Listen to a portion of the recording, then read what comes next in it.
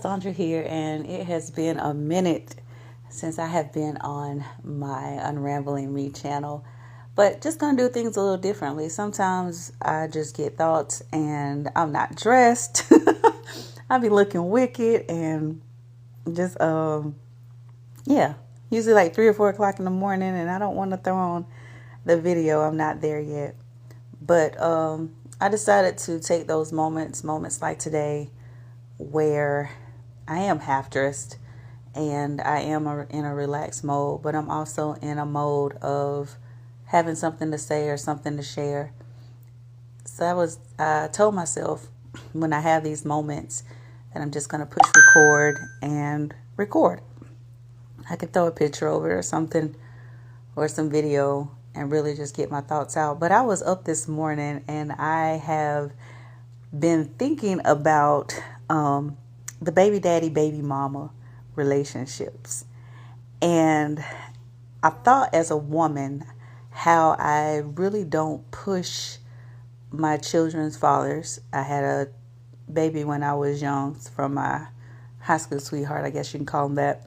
And then I had a baby with my ex-husband. So I have 2 children and they have different fathers.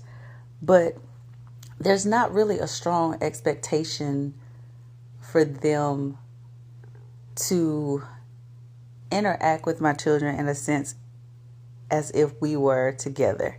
Because there's a difference when you're with that person that you have a child with versus you're not with that person that you have a child with. So I remember when I was going through that transition of my expectations of them were higher when I expected them to be the same father that they would have been if we were together. But now that we're not together, and I've matured in certain ways, there's a different expectation of them. Like now I'm just like, hey, just talk to your kids. There's not really a financial obligation that I put among them or anything, because I feel like they're my responsibility. And whatever they want to do is just extra.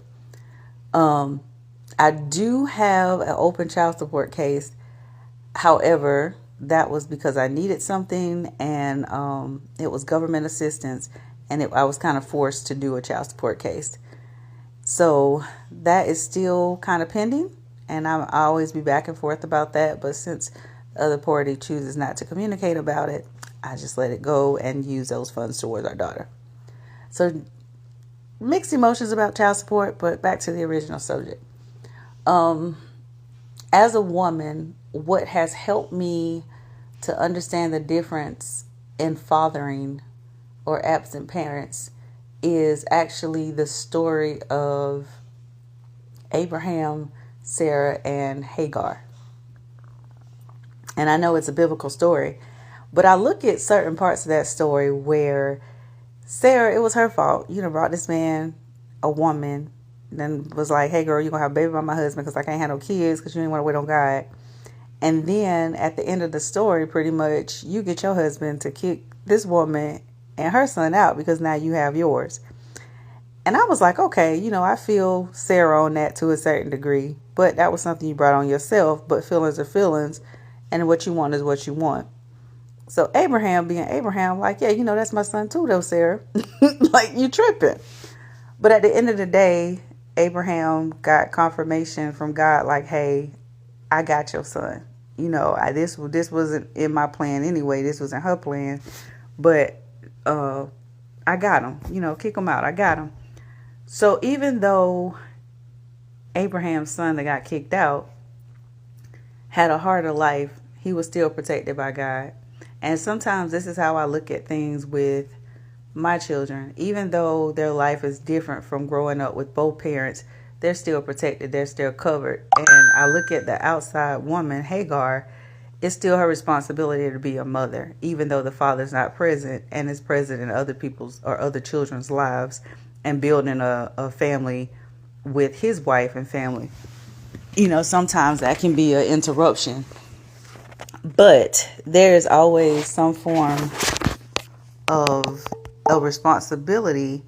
However, there are certain aspects that has to be viewed, such as emotional trauma and all of those things. And one other thing that I learned from the story, that if we don't forgive, if we don't stop blaming other people for our issues, that we grow up bitter. And so I've chosen, even though that my father has not been in my life all the time, for 90% of my life, I would say for 95% of my life, I still have been blessed with male figures, people who have, whether it was spiritual fathers, whether it was my grandfathers, uncles, cousins, I've had those male figures to teach me and guide me and direct me and do things that a father should have done. But I still had, like I always tell people, I still don't feel like I've missed out on positive male role models in my life, even though my father wasn't that positive male role model. So hopefully this makes sense. I'm just unrambling my thoughts and just giving you or encouraging you just to look at things from a different perspective. So for the women who have baby daddies or the men who have quote unquote baby mamas, there's a different, I would say, just look at things from a different perspective. Understand that your expectations may have to change because your situation have changed. I would say be open to communicate about the child, but still in a manner where it's respectful to every party. Respectful to you, respectful to the other person, respectful to the child. And if you're in a relationship or in a marriage with someone, that is respectful to them as well. And also just making those, and make sure that you're with someone who accepts your children. I know that was a big thing for me. And I know when I was talking to my current partner, one of our deal breakers for one of the deal breakers for both of us was that, you know, it couldn't be anything if there was an issue with our children. Because I was like, hey, you know, like my kids, ain't nothing you could do with me. And they were on the same tip, you know, like my children, ain't nothing you can do with me. So respectfully, we have that understanding that it's a deal breaker to not like the other person's children. But again, I'm just rambling me, hoping to pour something into you or say something that will just help you to become a better person, help you to become a better parent, help you to become a better partner in today's life, because it's hard out here. And just like in the Bible, the biblical stories, we're living some of those same stories. And I know that I don't profess any form of religion, but I am a God lover. And I know that love is the key to everything, you know, and love comes in many forms. But we also have to be realistic that our actions have consequences when it comes to making babies and all those things, especially with people that we don't know or that we're not in a committed relationship with. There's consequences to our actions.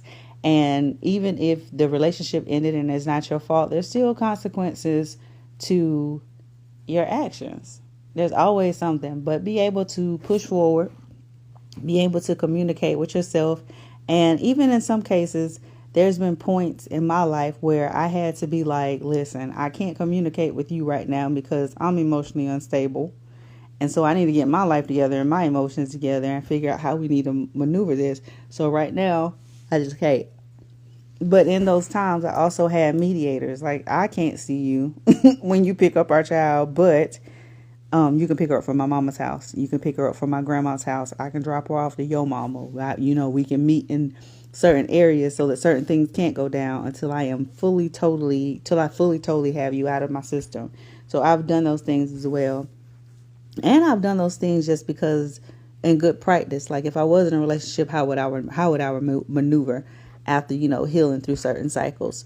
But again, I'm just unrambling me as I always do, just talking, giving some different perspectives, different points, how I feel, explaining my growth.